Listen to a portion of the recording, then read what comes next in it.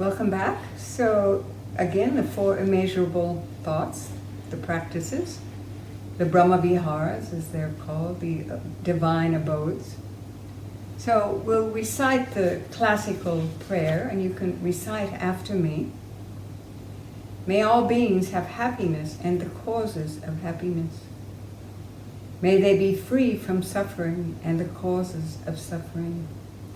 May they never be separated from the sacred happiness devoid of suffering. May they dwell in equanimity, free from attachment, aggression, and prejudice. So this segment is the practice of compassion, or Karuna. Now it's very interesting in the history of the Buddha's life that when he was born, it was prophesied that he would be a great king, or he could be a great spiritual leader. And his father was not so happy about this because he wanted him only to be the king, to take over from him after he had to pass away. So they were very protective to keep the Buddha to keep Siddhartha at that time, to keep him in the palace and not let him be exposed to anything outside of the palace and just live a very hedonistic, rich life. He married a beautiful woman and then he had a child. And just to be content with that. But one day he wanted to roam outside of the palace. And he took his horseman and his horse and went out. And as he was just roaming through the local villages, he saw some sights that really shocked him that he had never seen before. So he saw an old man at the side of the road who was just really struggling with a stick to walk, and he was groaning and obviously suffering very badly. And Siddhartha said, "What is that?" And his driver assistant said, "That's an old person. He's very old." And Siddhartha said, "Will we all grow like that?" And his attendant said, "Yes, sir." So Siddhartha had to think about that. Then they went on into the village. Then he saw a person who was lying in a bed. They kind of went into the village and they saw a person lying in the bed, groaning, with his relatives around him, just weeping and crying.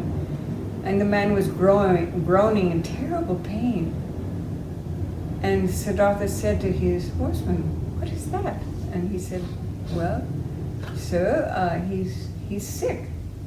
He's an old man and he's sick." And Siddhartha said, "Well, will that happen to all of us? Will we all become sick?" And the horseman said, "Yes, sir." And Siddhartha was quite surprised and he had to think about that. Then they continued on. And they were going down the road and they confronted a group of people. And some of the men had a stretcher on their shoulders, and on top of that stretcher was a body of a dead person, and they were heading towards the cremation ground. And Siddhartha saw that, and he said, "What's happening?" And his horseman said, "Well, he's died, and they're taking his body to be burned." And Siddhartha said, "Will we all die?" And the horseman said, "Yes, of course." So Siddhartha had to really think about this. He went back to the palace and he started to think about people suffering, because there he was going to be king one day, he was sitting in the palace, everything was perfect for him, he was surrounded with beautiful food, beautiful people, a beautiful wife, he'd had a son, life was ideal. And then he realized that outside of the palace that people were suffering from old age, from sickness and death. And it really started to burden his heart. And in time, he decided that he had to leave the palace because he had to find an answer to this human suffering. Why did people suffer? And was there a way to move beyond this suffering? So this practice is compassion. And the Buddha says, if we can feel empathy for another's suffering, that is compassion. So if we see someone suffering and we feel it, and we feel empathy for them, then we are experiencing compassion. If we have that feeling,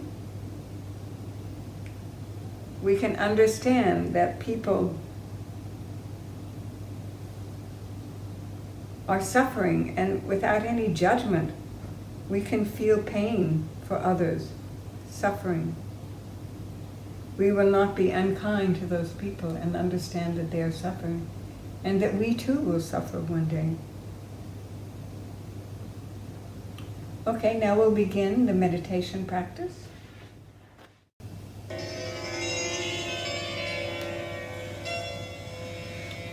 So sit in a state of open awareness. Really just let your mind be open, as spacious, aware. Then gently, with kindness, direct your awareness inwards towards the sensations and feelings connected to your own suffering. Perhaps a self-image. Perhaps a wounded child who is criticized and has never been able to feel good about themselves. Perhaps it's your own self-image. Perhaps you feel you don't have self-love because of your weight, because of your appearance. Perhaps you have feelings of worthlessness. Perhaps you're scared and lonely. All human beings have these experiences. Be aware of these sensations in your body and the feelings or emotions that arise from this. What does it feel like? Give it some names without shame or blame, but with kindness. Rest with that feeling of these sensations, of the feelings that arise from this, without aversion, without judgment. Accept it as part of your human experience.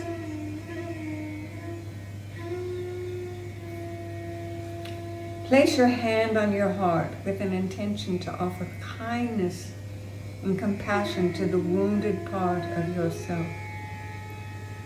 For the suffering you feel right now, know that you are not alone in these feelings. Now say some kind words to yourself in your own language. May I be safe. May I be free from suffering. May my heart be healed in order to reach out to others who feel the same way. May I give myself the compassion that I need.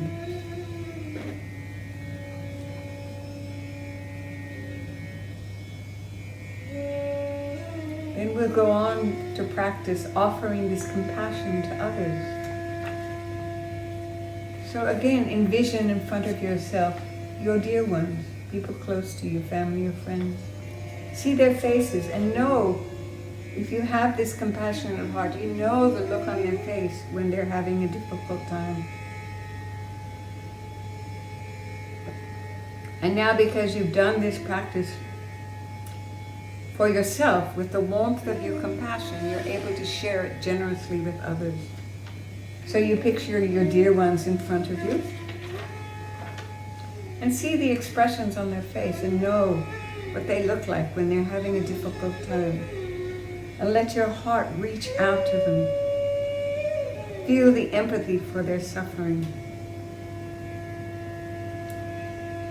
And as you look at them, repeat these words. May you be free from physical suffering. May you be free from mental suffering. May you develop physical well-being. May you develop mental well-being. May you be free from all suffering.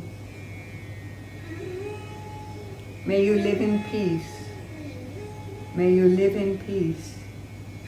May you live in peace. Now we'll imagine some strangers or people that you see on the street or see in the shops or in your neighborhood. Again, people that you don't have any particular feeling for, but recognizing just like us, they wish to be happy and don't want to suffer. So imagine those people in front of you. You know their faces, you maybe see them every day at the shop. So See them and see the look on their face when they experience suffering, as we all do. And just recite with a warm heart, really coming from your heart. May you be free from physical suffering. May you be free from mental suffering. May you develop physical well-being. May you develop mental well-being. May you be free from all suffering. May you live in peace. May you live in peace. Really extending out the warmth of your heart.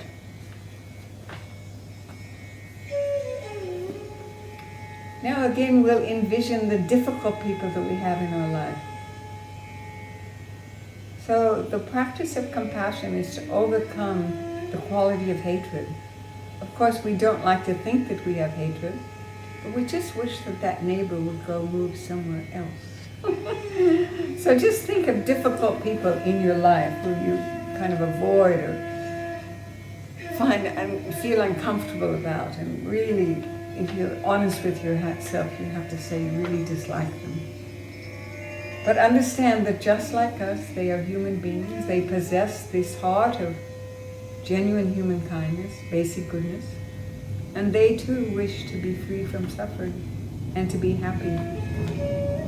So envision those people in front of you, or that person if it's just one. And from the depth of your heart, speak to them. May you be free from physical suffering. May you be free from mental suffering. May you develop physical well-being. May you develop mental well-being. May you be free from all suffering. May you live in peace. May you live in peace. May you live in peace.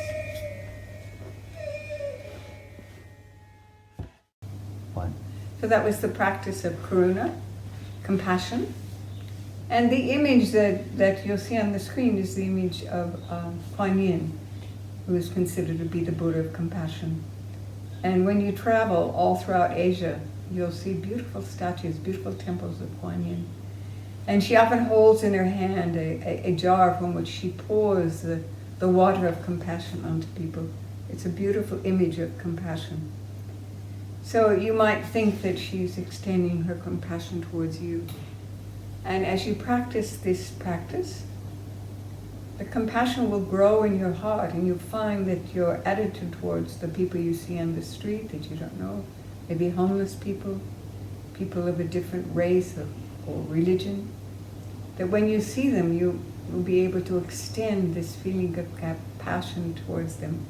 May you be happy. May you be at peace. May you be at peace. So we'll recite the standard prayer again. You can recite after me. May all beings have happiness and the causes of happiness. May they be free from suffering and the causes of suffering. May they never be separated from the sacred happiness devoid of suffering. May they dwell in equanimity, free from attachment, aggression, and prejudice. Thank you, and good luck with your practices.